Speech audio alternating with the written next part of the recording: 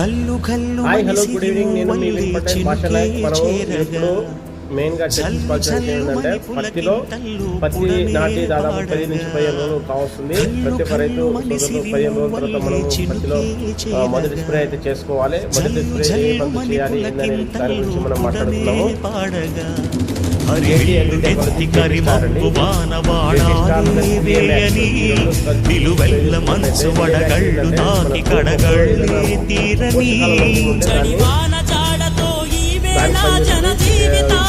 అనేది మనకు నల్లి పరిష్కారం చాలా మంచి మంది చేసుకోవచ్చు. దీని రిజల్ట్ ఏందనేది మనం నేను లైవ్లో చూపిస్తాను. దాని తర్వాత సెకండ్ డోస్ ఏదైతే అనేది లైకా ఇది సెకండ్ డోస్ అండి. దీనికి దాదాపు 10 నుంచి 15 రోజుల్లో మనం స్ప్రే చేసుకోవాలి. సో ఇది కూడా నెంబర్ 1 మందు ప్రతి రైతు స్ప్రే చేసుకోవచ్చు. దాంతోపాటు మనకు 3 ప్రధానమైనటువంటి డోసులో ల్యాబ్ ఇది గ్రావిటీ లైసెన్స్ వాళ్ళది. సో ఇది కూడా సేమ్ అన్ని రకాల సమస్యలను పరిష్కారం చేస్తుంది.